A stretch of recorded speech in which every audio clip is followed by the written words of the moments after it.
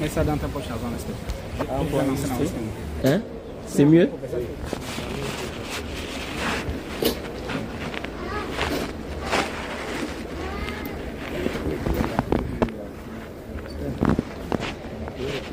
Thank you.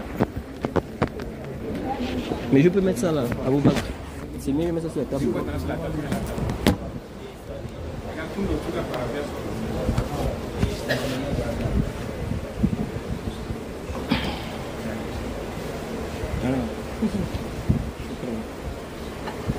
إن الحمد لله نحمده ونستعينه ونستغفره ونعوذ بالله من شرور أنفسنا ومن سيئات أعمالنا من يهده الله فلا مضل له ومن يضلل فلا هادي له وأشهد أن لا إله إلا الله وحده لا شريك له وأشهد أن محمدا عبده ورسوله أما بعد.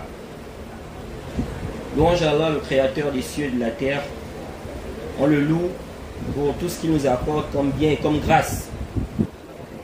Et on lui demande de prier sur son prophète Mohammed sallallahu alayhi wa sallam, sa famille, ses compagnons et tous ceux qui les ont suivis jusqu'au jour de la rétribution.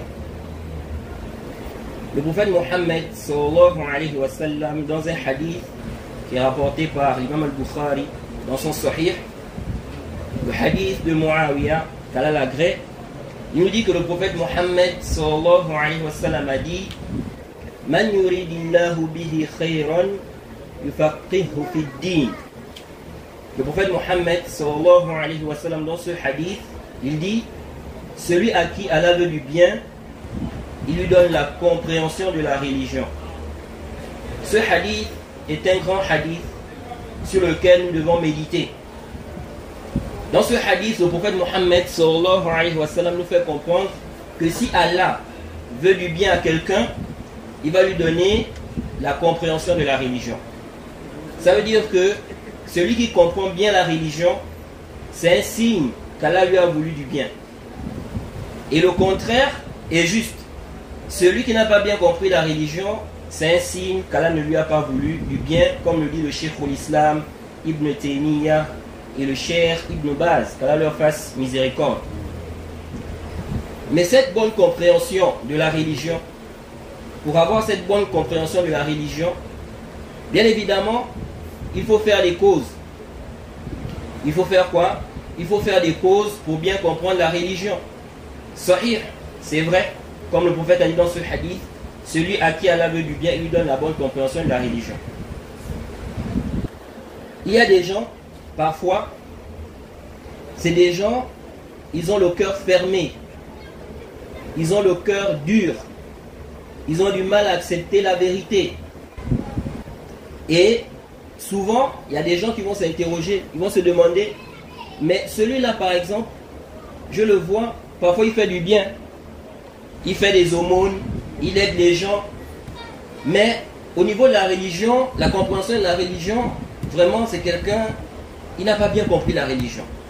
C'est quelqu'un, il est sur une mauvaise voie. Pourquoi? Alors que nous on le voit, il fait des aumônes, il fait du bien. Il faut savoir que la bonne compréhension de la religion, il y a des causes. Il y a quoi? Il y a des causes. Le serviteur doit prendre des causes afin de bien comprendre sa religion. Parmi ces causes, déjà, la première chose, c'est de vouloir la vérité. Vouloir quoi? La vérité. Comme Allah a dit, وَنُقَلِّبُ أَفْئِدَتَهُمْ وَأَبْصَارَهُمْ كَمَا لَمْ يُؤْمِنُوا بِهِ أَوَّلَ مَرَّةٍ. Allah dit, comme ils n'ont pas cru la première fois, nous allons détourner leur cœur. Détourner quoi? Leur cœur. Et nous allons les délaisser dans leur transgression. Ça veut dire quoi? Lorsqu'on t'apporte le haqq, lorsqu'on t'apporte la vérité, le fait de se détourner de cette vérité-là, ne pas suivre cette vérité-là, c'est parmi les causes qui feront en sorte qu'Allah te rende aveugle. Qu'Allah fasse que tu ne comprennes pas. Donc lorsqu'on dit que Allah accorde la bonne compréhension au serviteur, ça ne veut pas dire que le serviteur ne doit pas faire des causes pour avoir la bonne compréhension. Il doit faire des causes pour avoir la bonne compréhension de la religion. C'est pourquoi vous allez voir que ceux qui sont égarés, ceux qui sont déviants, quand vous voyez des gens déviés ou des gens qui sont déviants, même si vous vous ne voyez pas les asbab de cette déviation, Allah connaît ces asbab-là, ces causes-là. Pourquoi ces gens-là ont dévié? Et parmi justement les causes de déviation, le fait d'être quoi? Dur, de rendre le cœur dur, tu n'acceptes pas la vérité, tu fais l'orgueil, on te montre la vérité, on te montre des preuves, tu refuses. Allah, à cause de ça, peut t'égarer. Tu ne vas plus voir la vérité, tu ne vas plus suivre la vérité. Donc le serviteur doit chercher quoi? Il doit prendre des causes. Parmi ces causes, le fait de rechercher la science. Cette religion, la religion de l'islam, c'est une religion de science. Ce n'est pas une religion d'ignorance. Tu ne peux pas apprendre ou tu ne peux pas dire que tu pratiques l'islam et tu n'apprends pas l'islam. Ça ne fonctionne pas. Non, c'est vrai que dans l'apprentissage, il y a des degrés. Tout le monde ne peut pas devenir, par exemple, savant. Nous avons les savants, les ulama, nous avons les fuqaha, nous avons les mujtahidoun. Tout le monde ne peut pas atteindre ce stade.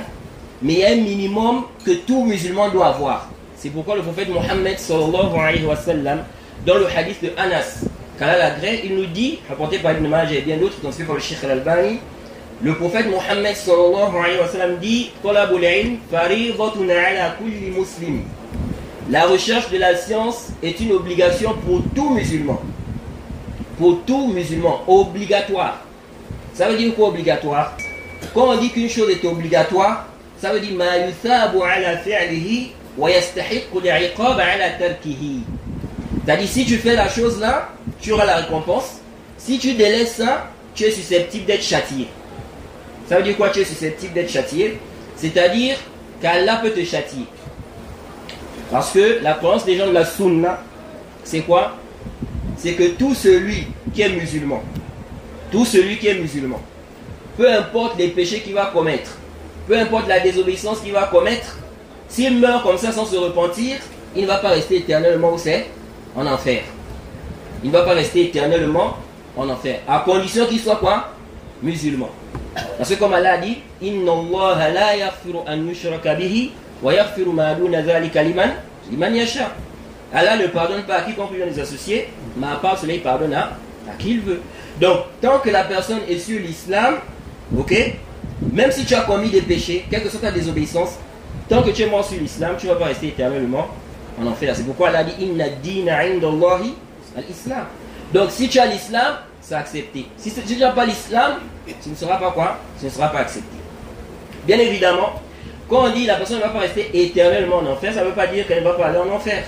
Elle n'est pas là en enfer parce qu'elle a désobéi à Allah. Elle a commis par exemple le zina, ou bien quelqu'un a volé, ou quelqu'un a insulté, etc., etc. La personne peut aller en enfer par rapport à ces péchés-là. Mais elle ne va pas rester éternellement là-bas. Donc quand on dit ce qui est obligatoire sur le musulman, s'il ne fait pas ça, il est susceptible d'être châtié, c'est-à-dire Allah peut le châtier s'il veut. Par rapport à ce qu'Allah connaît de son cœur. Il peut lui pardonner comme il peut quoi? Le châtier. Et donc quand on dit la science est une obligation sur tout musulman, ça veut dire que si tu refuses d'apprendre ou si tu n'apprends pas, Allah peut te châtier si tu meurs comme ça.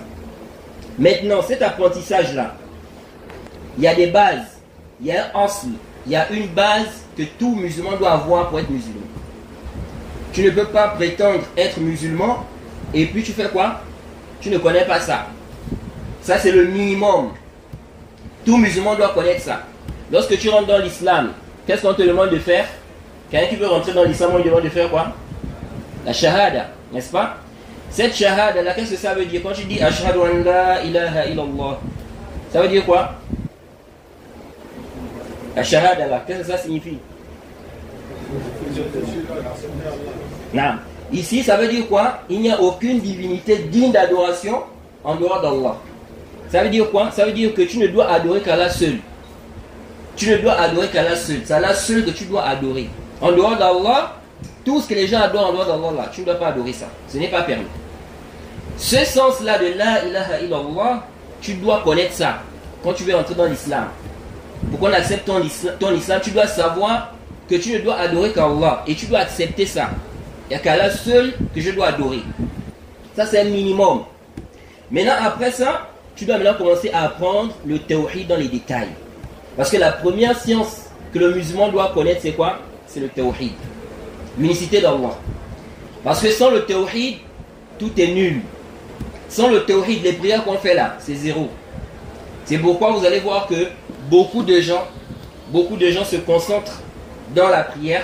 Vous allez voir aujourd'hui dans le monde entier, les musulmans prient, les gens viennent dans les mosquées, les gens prient quand c'est du mois. Même ceux qui délaissent parfois la prière, quand le ramadan arrive, vous les voyez dans les mosquées. Ils viennent prier, ils viennent jeûner, etc. Mais cette prière-là, ou ces jeûnes-là, s'il n'y a pas le tawhid, tu es en train de te fatiguer. C'est pourquoi Allah a dit, quand il a parlé de ses prophètes, après avoir cité les prophètes, il a dit Wallahu ashraku la habita anhum ma kanu ya'malun. S'ils avaient donné des associés, là Allah parle des prophètes, de ses prophètes, ses envoyés. Il dit s'ils avaient donné des associés, tout ce qu'ils avaient fait là, ça allait être nul. Ça allait être quoi? Nul. Ça veut dire que si maintenant toi, tu dis tu es musulman, maintenant tu fais la prière, tu fais le jeûne, tu fais les aumônes, mais tu es dans le shirk, c'est zéro. Tu es en train de te fatiguer. Et quand le musulman a compris ça, il va donner plus d'importance à quoi? À l'apprentissage du tawhid. Et malheureusement aujourd'hui, chez beaucoup de gens, ils accordent peu d'importance au tawhid. Ils accordent peu d'importance au tawhid. Quand on vient parler de la prière, les ablutions, les gens sont vraiment motivés. Comment on fait la prière, comment on répare la prière. Mais cette prière-là, même si tu répares ça comme tu veux, s'il n'y a pas le tawhid, ce sera zéro. Parce que Allah ne va pas accepter la prière-là. Tant qu'il n'y a pas quoi? Le tawhid. Donc la première chose à connaître, dans laquelle le musulman doit se concentrer, c'est connaître le tawhid. C'est quoi le tawhid? Qui est ton Seigneur? Comment tu dois adorer ton Seigneur? C'est quoi l'adoration exactement? Donc au fur et à mesure que tu vas connaître toutes ces choses-là, maintenant ton islam va faire quoi? Il va se parfaire au fur et à mesure. Donc la première chose à faire, c'est quoi? L'apprentissage du tawhid. Et le prophète Mohammed sallallahu alayhi wa sallam, dans un hadith rapporté par Tirmizi, il nous dit Ad-dunya mal'ouna. Il dit la dunya, le bas monde là, c'est maudit. Wa mal'oun ma fiha. Il dit et tout ce qui est dans la dunya là aussi c'est maudit. Il dit illa dhikrullah wa ma wala. Il dit sauf le rappel d'Allah et ce qui est inhérent à cela. Ce qui s'apparente à cela. Aw alimun wa muta'allim. Il dit ou bien un savant et quelqu'un qui apprend. Voilà ceux qui ont été acceptés de la malédiction. Et tout le reste est maudit. Donc seulement quoi? Le zikr d'Allah. Donc tout ce qui a un rapport avec le zikr d'Allah. D'abord le zikr d'Allah et tout ce qui a un rapport avec l'évocation d'Allah. Ensuite il dit un savant ou bien celui qui fait quoi? Celui qui apprend la religion. Le reste là, ils sont dans la malédiction. Ça nous montre l'importance de quoi? D'apprendre la religion. Même si tu n'es pas un savant, sois au minimum quelqu'un qui apprend la religion. Quelqu'un qui fait quoi? Qui apprend la religion. Parce qu'il y a des gens, parfois, quand on leur demande d'apprendre la religion, ils disent, oui, je n'ai pas le temps. Je travaille, je n'ai pas le temps, j'ai le commerce, j'ai ceci, j'ai cela. Wallahi, ce qui t'attend après la mort, là, c'est plus que le temps que tu es en train de vouloir privilégier sur l'apprentissage de la religion. Si tu regardes ce qui va t'attendre après la mort, si tu n'apprends pas la religion, ça là, c'est plus que le temps que tu es en train de faire quoi? De vouloir privilégier là, en disant que moi, je suis en train de travailler, j'ai le travail à faire. Parce que ça fait partie des négligences. Imaginons quelqu'un maintenant. Tu dois apprendre les bases de ta religion. Parmi les bases de ta religion, tu dois connaître le tawhid. Tu dois connaître le shirk, c'est quoi? Afin que tu puisses t'écarter de cela. Bon, maintenant, tu dis, je n'ai pas le temps. Tu préfères chercher le travail. Tu préfères être en train de travailler. Ok, la mort arrive maintenant. Tu étais dans l'ignorance de certaines questions de tawhid, qui sont les bases dans ta religion. Qu'est-ce que tu vas dire à ton Seigneur? Qu'est-ce que tu vas dire à ton Seigneur quand tu vas le rencontrer? Est-ce que Allah, quand il t'a créé pour chercher la dunya ou bien il t'a créé pour l'adorer? Il t'a créé pour l'adorer. Donc, quand Allah nous dit ici, وَمَا خَلَقْتُ الْجِنَّ وَالْإِنسَ إِلَّا لِيَعْبُدُونَ, je n'ai créé les djinns et les hommes que pour m'adorer. C'est-à-dire que lorsqu'Allah t'a créé, il t'a pas créé pour chercher quoi? La dunya. Il t'a créé pour l'adorer. Et cette adoration, tu ne peux la faire qu'en apprenant quoi? Ta religion. Maintenant, c'est vrai que la dunya, on doit chercher la dunya pour vivre. Comment tu vas subvenir à tes besoins, les besoins de tes enfants, ta famille, etc. Il n'y a pas de doute que tu dois chercher quand même quoi? La dunya. Comme Allah dit, c'est lui qui a créé tout ce qui est sur la terre là pour vous. Donc à la base, on cherche la dunya dans le halal. Mais attention, ce n'est pas ça la priorité. C'est-à-dire, c'est pas ça ta base. C'est comme quelqu'un, je donne souvent cet exemple. Imaginons quelqu'un, on le prend, on lui dit, voilà, on va t'envoyer dans telle école, ou bien dans telle université pour apprendre la religion. Il va là-bas pour apprendre, il part apprendre quoi? La religion. Maintenant, quand il arrive là-bas pour apprendre la religion, est-ce que ça veut dire qu'il ne peut pas chercher à manger, qu'il ne peut pas chercher à travailler à côté? Il peut chercher à travailler à côté, il peut chercher à manger, il peut chercher à faire un commerce, etc. Mais ce n'est pas le but pour lequel il a été envoyé là-bas. Donc, il ne doit pas oublier le but pour lequel il a été envoyé. Il commence maintenant à chercher l'argent et puis il laisse l'école, il laisse ses études, alors que c'est le but pour lequel il a été envoyé. C'est comme ça. Lorsqu'Allah t'a créé, il t'a créé pour l'adoration. Tu dois l'adorer. Maintenant, il t'a autorisé. Tu peux chercher la dunya, tu peux chercher la subir et tout ça. Mais tu n'oublies pas quoi? Tu n'oublies pas le but pour lequel tu as été créé. Et ce but-là, tu vas le concrétiser lorsque tu vas apprendre la religion. Parce que comment tu vas faire pour adorer Allah alors que tu es dans le djihad? Comment tu vas accomplir les prières, le jeûne, la zakat? Comment tu vas faire pour pratiquer ta religion si tu n'apprends pas la religion? D'où l'importance d'apprendre quoi? D'apprendre la religion. Donc la première chose à connaître, c'est quoi? C'est le tawhid. Naam, c'est vrai, comme j'ai dit tout à l'heure là, on ne va pas forcément être quoi? Tous des savants, des mujtahidoun. Mais il faut avoir quoi? Le minimum. Tu connais au moins les bases de ta religion. Ce qui fait en sorte que tu échappes à l'éternité en enfer. Ça, c'est d'abord la base. Ça, tu dois connaître ça. Qu'est-ce que le tawhid? Qu'est-ce que le shirk? Afin de pouvoir faire quoi? Afin de pouvoir t'écarter de cela. Donc, je disais que le prophète Mohammed, sallallahu alayhi wa sallam, dans ce hadith, il nous dit que la recherche de la science est une obligation sur tout musulman. Tout musulman doit rechercher la science.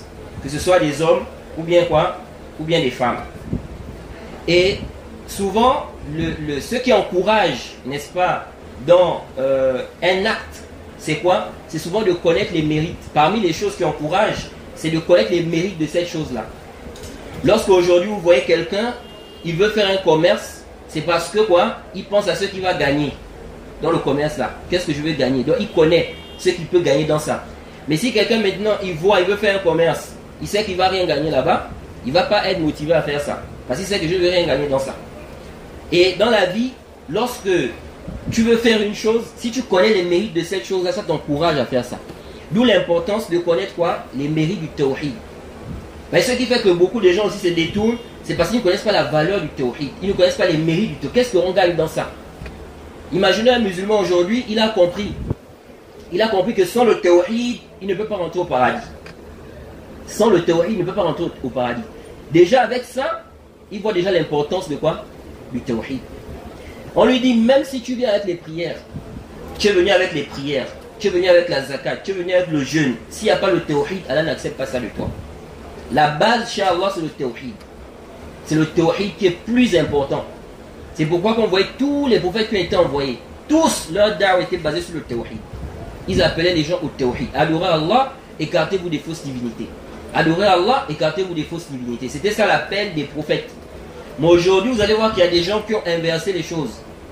L'appel maintenant, la da'wah maintenant, on inverse. Au lieu de commencer par le tawhid qui est le plus important, on commence par les choses élémentaires. Le comportement par exemple. Vous allez voir des gens qui vont vous dire, non, il faut le bon comportement. C'est vrai.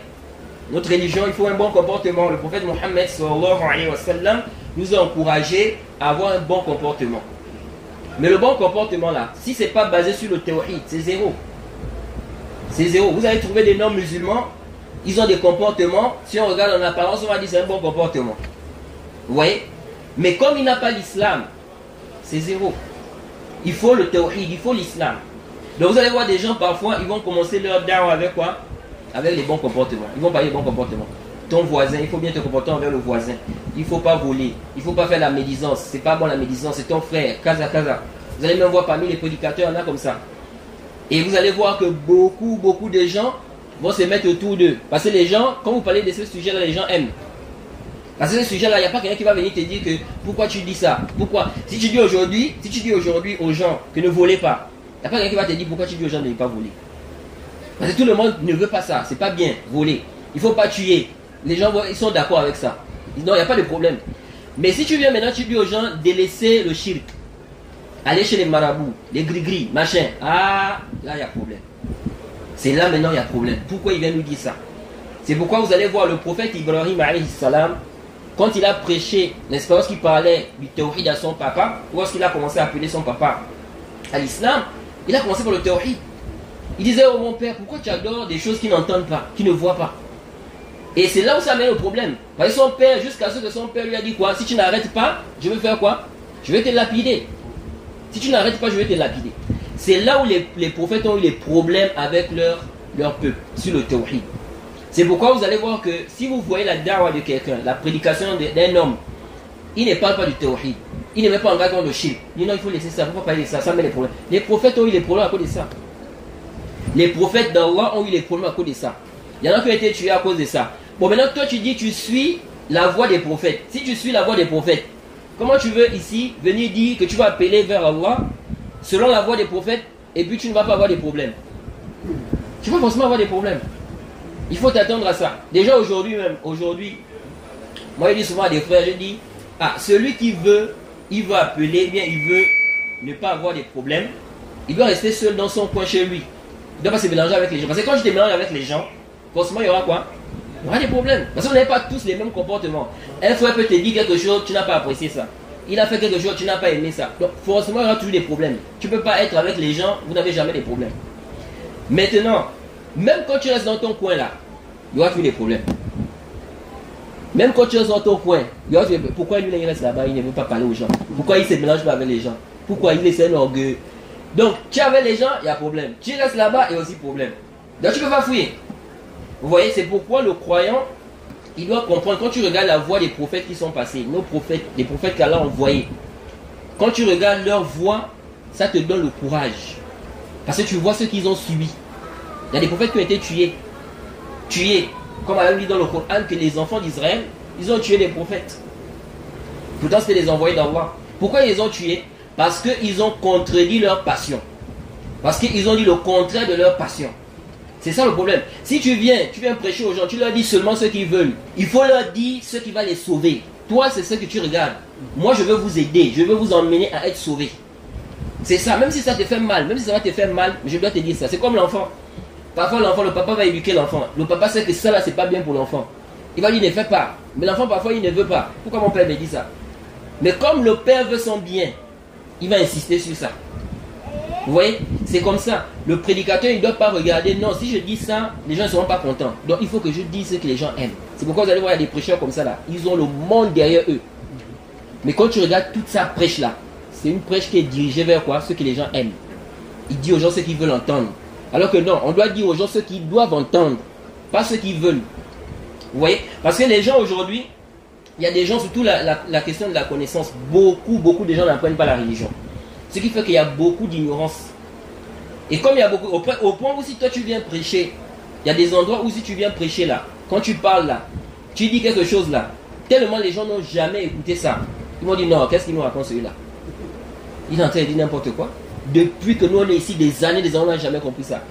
Pourquoi? Parce que les gens sont dans le djhal, dans l'ignorance.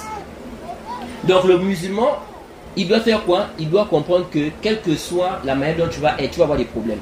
Tu ne peux pas être, c'est-à-dire tout le monde t'aime, ça ne peut pas être. Ça c'est l'hypocrisie. Si vous voyez quelqu'un et tout le monde l'aime, ça c'est l'hypocrisie. Parce que tout le monde ne peut pas t'aimer. Il y a forcément des gens qui ne vont pas être avec toi, il y a des gens qui vont être avec toi. C'est comme ça. Un prêcheur ne peut pas voir que tout le monde est derrière lui. On est tous avec lui. Non. Parce qu'il ne vous dit pas la vérité. Si vous dit la vérité là, vous allez maintenant montrer votre vrai visage. Vous voyez? C'est pour cela qu'on dit qu'on doit dire la vérité aux gens. Bien évidemment, il faut la sagesse. Ok? Dire la vérité, naam, sahih. Mais il faut quoi? Il faut la sagesse aussi. Et ça aussi un autre problème. Il y a des gens aujourd'hui, ils ont appris la religion et la connaissance, mais il n'y a pas la sagesse. Ils ne savent pas quand est-ce qu'il faut dire ça, quand est-ce qu'il ne faut pas dire ça, quand est-ce... Regardez le Cheikh Ibn Uthaymin. Le Cheikh Ibn Uthaymin dit, si tu arrives, n'est-ce pas, dans un peuple, ces gens-là sont dans le shirk. Ils sont dans le shirk. Ils sont aussi dans des turpitudes, des désobéissances. Il dit ici là, commence par quoi? Il dit commence à leur parler d'abord du tawhid. Ne leur parle pas d'abord de quoi? L'alcool, le zina, le vol, même s'ils sont dans ça. Ok? Mais parle d'abord du tawhid parce que c'est le plus important. Et il faut trouver comment tu vas faire passer ce message-là. Il y a des gens, aujourd'hui, quelqu'un maintenant il s'est converti. Il vient, il dit, oui je veux rentrer dans l'islam et tout et tout. On lui fait faire l'attestation de foi. Il a fait l'attestation de foi, tu le vois, c'est quelqu'un par exemple il fait la musique. C'est un artiste. Il est dans le zina. Il est dans le riba. tu commences à dire tout ça là c'est haram, le riba, la musique, kaza. Tu commences à citer tout ce qui est haram là. Il peut fuir. Il va voir, il va dire ah, tout ça là, tout ça c'est haram. Maintenant comment je vais faire? Il va délaisser quoi? L'islam. Pourquoi? Parce que tu n'as pas été sage. Tu n'as pas trouvé comment il fallait faire passer le message. C'est pourquoi Aïcha nous dit quoi? Aïcha dans le Sahih Muslim, elle dit que si Allah avait interdit le khamr au tout début de l'islam, elle dit les gens ne devaient pas accepter. Que si Allah avait interdit le khamr au tout début de l'islam, les gens ne devaient pas quoi? Accepter. Parce que lorsque tu arrives vers un peuple, ces gens-là sont plongés dans certaines turpitudes, dans certains péchés, ils sont dans ça depuis des années. Toi, quand tu vas arriver, il faut trouver une manière de faire passer le message là. Pour que les gens acceptent ça. Il ne faut pas venir et être brusque. Parce que lorsque tu es brusque comme ça là, tu vas faire en sorte que quoi? Que les gens n'acceptent pas quoi? Le haq. Donc, on doit jumeler entre la connaissance, dire aux gens la vérité, haq, c'est sahih, mais avec la manière, avec quoi? Avec la sagesse. Vous voyez le prophète Mohammed sallallahu alayhi wa sallam, quelqu'un lui a demandé un jour, il lui a dit, laisse-moi tuer cet hypocrite. Il voulait tuer un hypocrite. Le prophète a dit quoi? Il a dit non. Il a dit de laisser, de ne pas faire quoi? De ne pas le tuer. Pourquoi? Il dit que les gens vont dire que Mohammed tue ses compagnons. Pourquoi le prophète a dit ça? Il dit les gens vont raconter que Mohammed tue ses compagnons. Comme les savants ont expliqué. C'est-à-dire que si le prophète tuait ces hypocrites-là ou cet hypocrite-là, les gens allaient prendre ça comme argument. Les associateurs, les koufars, ils allaient prendre ça comme argument pour dire aux gens de ne pas entrer dans l'islam. Ils allaient dire, regardez, il est en train de tuer ses compagnons. Parce que l'hypocrite, il fait quoi? L'hypocrite, lui, yuzhirul islam. Ok? Il montre l'islam et puis il cache quoi? Le koufr. Donc chez les gens, il est musulman. Chez les gens, ils voient qu'il est musulman. Mais en réalité, il n'est pas musulman. Donc si le prophète commence à les tuer, alors qu'eux, ils présentent l'islam, il va dire non, moi je sais qu'ils sont hypocrites. Non, mais nous, on ne voit pas ça. On voit, il est avec toi, il vient à la mosquée, il prie, il est avec les musulmans. Donc les gens vont prendre ça comme argument pour dire que si vous rentrez dans la religion de Mohammed, il va vous tuer. Regardez, il est en train de tuer ses compagnons. Donc le prophète a vu que ça va amener un plus grand mal. Il a dit de laisser ça. Vous voyez, ça c'est la sagesse. Tu sais que ça, là, ce que je veux dire là, même si c'est le haq, c'est la vérité. Mais si ça va amener un plus grand mal, ici tu laisses ça. Ça fait partie de quoi? Ça fait partie de la sagesse. Tu arrives dans un endroit, tu trouves que des gens détestent un savant. Il y a beaucoup de gens aujourd'hui, des prêcheurs, des prédicateurs, des savants, qui sont détestés à tort et à travers. Les gens ne connaissent pas réellement qui sont ces savants-là. Les gens ne connaissent pas réellement que c'est des gens de bien. Parce qu'ils ont écouté des choses. Les murmures, comment on appelle ça? On appelle ça comment en français là? Les rumeurs, vous voyez? Ça c'est parmi les choses qui détruisent beaucoup la communauté. Les rumeurs. On vient raconter, oh tu as appris ça, oh on a dit comme ça, comme ça. Quand tu vas aller dans le fond de l'affaire là, c'est pas comme ça. Ils ont menti. Ou bien ils ont déformé, ça peut être vrai, mais ils ont déformé, ils ont ajouté des choses. Ça c'est parmi les choses qui détruisent beaucoup les gens dans la communauté. Et ça c'est pas même des frères. Vous allez voir des frères ils s'entendent bien. Demain après-demain ils sont séparés. L'autre n'appelle plus l'autre. Il n'envoie plus des messages. Il ne veut plus le voir. L'autre ne comprend même pas pourquoi. Parce que le bâti lui dit des choses là-bas. Et lui aussi il n'a pas vérifié. Il a directement pris ça comme ça. Comment quelqu'un avec qui tu as passé des années, imaginons quelqu'un, tu as passé 25 ans, 50 ans avec lui, tu le connais bien. Quelqu'un t'apporte seulement une parole aujourd'hui, de mal sur lui. Directement tu prends ça comme ça, tu dis non c'est fini. Moi lui là c'est fini. Non. Quelqu'un que tu connais depuis. C'est pourquoi vous allez voir qu'il y a des savants, quand on leur rapporte des propos sur quelqu'un qu'ils connaissent bien, ils n'acceptent pas. Il dit moi je le connais bien, ce que tu me dis là je ne peux pas prendre ça. Il ne peut pas accepter ça jusqu'à ce qu'il y ait la preuve claire que ça c'est la vérité. Vous voyez? Mais aujourd'hui les gens c'est pas ça. Une petite rumeur seulement, on a balancé, c'est fini. Il a déjà pris. Ah c'est comme ça, ah donc il fait ça, ah oh non c'est fini. Il se base sur ça. Et ça c'est très très dangereux. Donc le musulman il doit faire quoi? Il doit faire attention à toutes ces choses là. Donc je reviens à ce que je disais que oui c'est vrai la science, dire la vérité aux gens, mais avec sagesse. Si on utilise la sagesse dans la da'wah, on va faire comprendre aux gens beaucoup de choses. Tout en sachant aussi que quel que soit le degré de sagesse aussi que tu vas employer, il y a toujours des gens qui ne seront pas quoi? D'accord. Quel que soit le degré de sagesse. Ça c'est aussi un point qui est important. Parce que ça c'est parmi les moyens aussi que les gens utilisent pour rejeter la vérité. Ils vont dire non, ils n'ont pas la sagesse. tel imam là, il n'est pas là, il n'a pas la sagesse. Pourquoi? Parce que l'imam a dit ce qui est contraire à sa passion. Vous voyez, il n'y a pas la sagesse. Il n'a pas la sagesse. Parce qu'il veut qu'on lui dise ce qui va en conformité avec ses passions. Nous disons non. Il faut le juste milieu. Naam, la da'wa du haqq, il faut dire la vérité, bien évidemment avec quoi?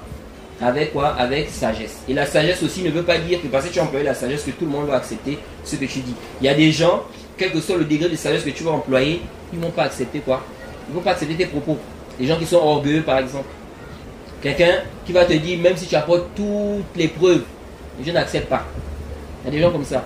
Quelqu'un une fois il m'a dit ça, il m'a dit même si tu as même 1000 preuves, je ne prends pas. Je n'accepte pas. Bon, quelqu'un comme ça là, quelle que soit la manière dont tu vas utiliser pour lui parler, il va passer, il ne veut pas. C'est pourquoi on dit, celui qui cherche la vérité, ok, celui-là on peut encore l'aider. Mais celui qui suit sa passion, c'est seulement des doigts que tu peux faire pour lui. Parce qu'avec la passion, tu ne peux rien. Tu lui dis comme ça, Allah a dit comme ça, le prophète a dit comme ça, lui ne veut pas. Lui il veut suivre quoi? Il veut suivre sa passion. Donc la première chose à faire, chers frères, apprendre le tawhid. Mettez beaucoup l'accent sur l'apprentissage du tawhid.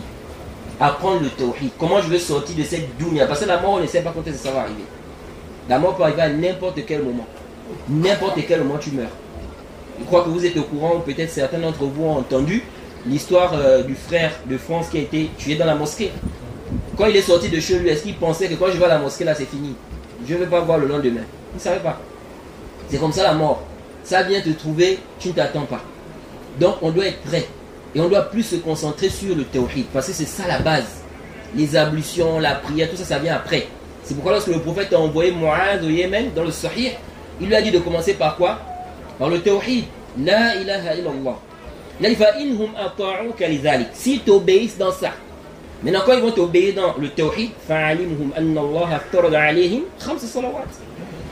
il faut maintenant leur dire qu'Allah a obligé sur eux 5 prières. Mais les 5 prières, c'est venu après quoi? Après qu'ils acceptent d'abord le tawhid. Donc s'ils n'acceptent pas le tawhid, le reste, ça c'est zéro. Vous voyez? Donc nous devons nous concentrer sur quoi? L'apprentissage du tawhid. Et quand on voit tous les versets où Allah nous met en garde contre le shirk, ça doit nous réveiller. Ça doit, n'est-ce pas, inciter en nous l'envie d'apprendre le tawhid. Quand on a dit « Innahu man yushrik billahi » à travers son prophète Isa, « Innahu man yushrik billahi faqad harrama Allahu alayhi al-jannah wa ma'wahu an-nar wa ma lidh-dhalimina min ansar » Quiconque donne des associés à Allah, Allah lui interdit le paradis. Et il sera dans le parmi les perdants, il n'aura pas de secoureur. Donc il n'y a pas de moyen d'être sauvé. C'est fini. Tout ça, ça doit faire quoi? Ça doit nous réveiller, ça doit nous montrer qu'on doit plus se concentrer sur quoi? Sur l'apprentissage du tawhid. Après la prière, maintenant ça vient. Comment je vais prier? Comment je vais faire la prière? C'est pourquoi lorsque quelqu'un vient se convertir à l'islam, il faut lui expliquer le tawhid de manière quoi? Résumée. Parce que les gens aujourd'hui qui rentrent dans l'islam, c'est quoi? C'est la vidéo? C'est la vidéo? Il ne faut pas me filmer. Les gens aujourd'hui, lorsque quelqu'un rentre dans l'islam, aujourd'hui vous allez voir des gens parfois qui viennent se convertir. À l'époque, au temps du prophète, c'était les Arabes. Donc quand il vient attester, quand il vient rentrer dans l'islam là, il a compris le sens de quoi? De la ilaha illallah. Quand on lui dit dis la ilaha illallah, il a compris le sens de cela. Ok? Il sait, parce que c'est un arabe, il comprend, il sait ce que ça veut dire. C'est pourquoi vous allez voir que les associateurs là, quand ils ont refusé le tawhid, parce qu'ils avaient bien compris, ils avaient compris que si on accepte ça, ça veut dire qu'on va délaisser toutes nos divinités là. Donc ils ont dit au prophète non. C'est pourquoi ils ont dit tu veux faire de plusieurs divinités, une seule divinité. Vous voyez? Mais aujourd'hui maintenant les gens qui rentrent dans l'islam, les gens qui rentrent dans l'islam ne connaissent pas l'arabe. Donc quand quelqu'un vient se convertir, je dis Ashhadu an la ilaha illallah, wa ashhadu anna Muhammadan rasulullah. Mais il ne comprend pas ça veut dire quoi. Vous voyez? Mais quelqu'un maintenant il vient, il rentre dans l'islam, vous lui dites de faire la shahada. Après, il n'a même pas compris. Après, maintenant, vous lui dites qu'il faut faire la prière. Tu commences à lui montrer comment on fait la prière. Non, il faut d'abord expliquer la base qui est le tawhid. Vous voyez? Parce que ce n'est pas un arabe, c'est pas quelqu'un qui connaît l'arabe, on va dire qu'il a compris le sens là. Vous voyez? Donc ça aussi, c'est un point qui est quoi? Qui est important à comprendre. Donc je disais tantôt que la première chose à faire, c'est quoi? C'est de connaître le tawhid. Faire des efforts pour apprendre qu'est-ce que le tawhid et les annulatifs du tawhid. Qu'est-ce qui annule le tawhid? Et ça, c'est très important aussi. Connaître le tawhid, mais quand on parle de connaître le tawhid, de manière générale, on inclut aussi de connaître ce qui annule. Vous voyez? Mais de manière détaillée, on dit connaître le tawhid et connaître ce qui annule quoi? Le tawhid. C'est comme la prière ou les ablutions. Ok, tu connais la prière, tu connais comment on fait. La prière, c'est comme ça, comme ça, comme ça. Mais tu dois connaître ce qui annule la prière.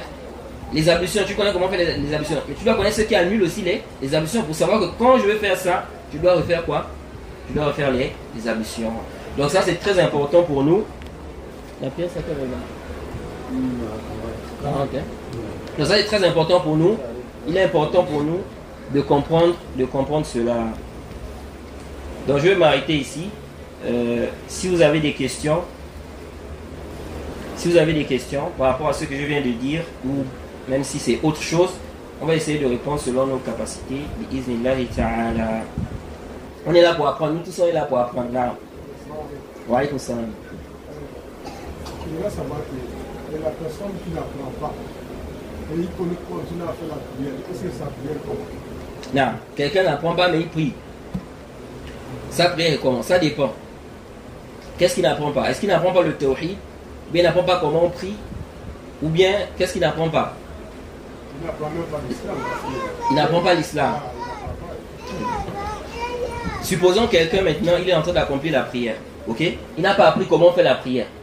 Est-ce que cette prière-là sera valide? Celui qui n'a pas appris comment on fait la prière, il va faire quoi? Il va faire quoi c'est? Il va faire des erreurs dans la prière. Parce qu'il ne connaît pas comment on prie. Ok? Il va faire des erreurs dans la prière. Il va faire des choses même qui annulent la prière. Parce qu'il n'a pas appris comment il faut prier. Parfois, des gens comme ça, ils vont dire de manière générale, lui là, il n'apprend pas la religion. Mais il apprend, mais ce n'est pas quelqu'un qui est très très actif dans l'apprentissage. Ok? Donc, il essaie de faire des efforts, mais il y a des choses qu'il ignore. Et puis, il y a d'autres, il est négligent. Ok? Celui qui est négligent dans l'apprentissage de la religion, lui, il n'est pas excusé.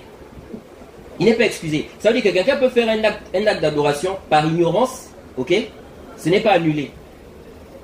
Parce qu'il est mardour, il a l'excuse.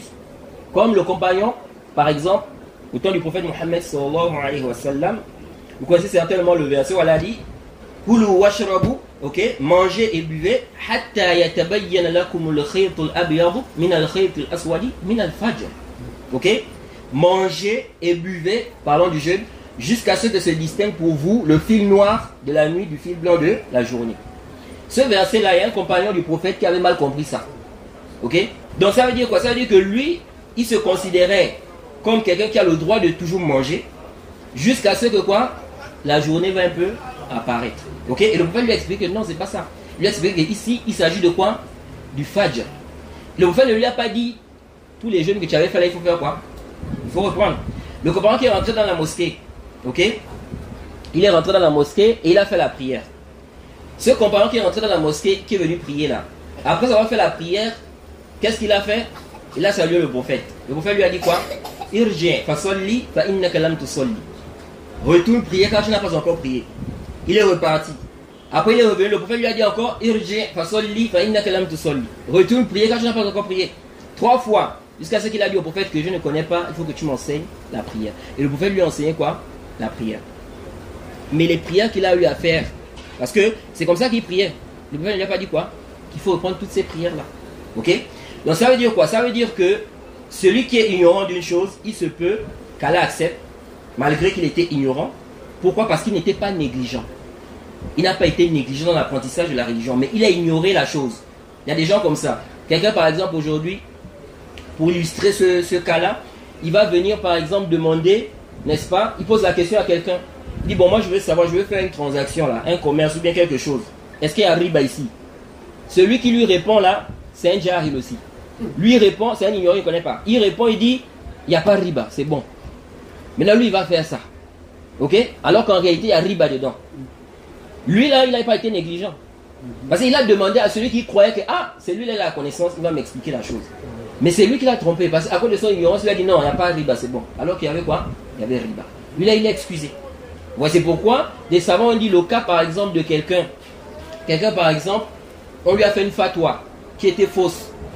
Des gens comme les Ikhwan aujourd'hui qui font des fatwas sur, comment on appelle ça, le riba, disent aux gens de faire le riba dans les banques, etc. Beaucoup d'Ikhwan.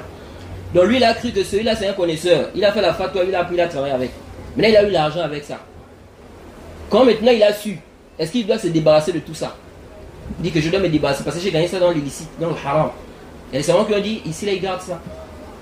Il garde ça parce que ici il a été trompé. Il n'a pas été négligent. Vous voyez? Il croyait que c'était ça. On lui a dit que c'est bon. Et il s'est basé sur ça. Donc tout dépend de l'ignorance tout dépend dans quoi la personne a été ignorante. Mais on ne peut pas dire comme ça que celui qui n'apprend pas la religion de manière totale comme ça, que quoi? Que sa prière est quoi? Est caduque. Ok? Sauf si dans sa prière, il fait ce qui annule quoi? Ce qui annule la prière. Là, ce sera caduque. Non. Oui, salam. Je voulais savoir, qu'est-ce que vous venez de dire que comment ça s'appelle Al-Iman Tawhid, non, non. Qui dit que sur le tawhid, il y a quelques œuvres qui vont annuler le tawhid. Aïn min amal, ce qui annule le tawhid, le papa demande, qu'est-ce qui va annuler le tawhid? Ce qui annule le tawhid, il y a beaucoup de choses qui annulent le tawhid. S'il faut entrer dans les détails, il y a beaucoup de choses qui annulent quoi? Le tawhid. C'est pourquoi le cheikh Ibn Abdul Wahhab, il a écrit une risala qu'il a nommée Nawaqib al-Islam, les annulatifs de l'islam. Là-dedans, il a cité 10 choses qui annulent le tawhid, l'islam de quelqu'un. Ok? Mais ça, c'est pas seulement, il ne s'agit pas ici, ces 10 choses-là ne sont pas uniquement ces choses-là qui annulent le tawhid. C'est-à-dire que l'islam n'est pas annulé seulement à travers ces 10 choses. Il y a plusieurs. Mais il a cité les plus grandes choses dans lesquelles les gens tombent qui annulent le tawhid. Mais de manière résumée, ou de manière générale, on dit ce qui annule le tawhid, c'est quoi? C'est le koufr et le shirk. Ok? Le koufr et le shirk. Bien évidemment, c'est vrai que les savants ont divergé. Est-ce qu'il y a une différence entre le koufr et le shirk? Certains savants ont dit il n'y a pas de différence. Le koufr c'est le shirk c'est le koufr. Celui qui fait le koufr, il est mouchrik. Celui qui fait le shirk, il est kafir. Ok? Et il y a d'autres savants qui ont dit non, il y a une différence entre le koufr et le shirk. Tout celui qui est mouchrik, il est kafir, mais c'est pas tout celui qui est kafir qui est quoi? Qui est mouchrik. Ok? Mais de manière résumée, ce qui annule le tawhid, c'est le koufr, c'est le shirk. C'est pourquoi le musulman doit connaître les catégories de shirk. C'est quoi le shirk? Quelles sont les formes de shirk? Parce qu'il y a beaucoup de formes de shirk. Il y a beaucoup de quoi? Il y a beaucoup de formes de shirk. Par exemple, aujourd'hui, quand on parle du sihr, la magie, ça fait partie des choses qui annulent le tawhid. Ok? Quand on parle aujourd'hui, n'est-ce pas, des marabouts, les gens qui travaillent avec les djinns, qui font des sacrifices aux djinns, ils sacrifient pour les djinns. Ça, c'est parmi les choses qui font quoi? Des choses qui annulent quoi? Le tawhid. Non. C'est là, non? Non. Non.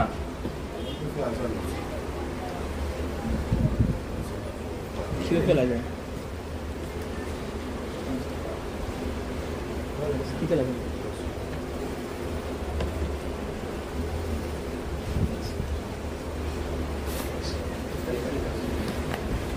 Allahu Akbar.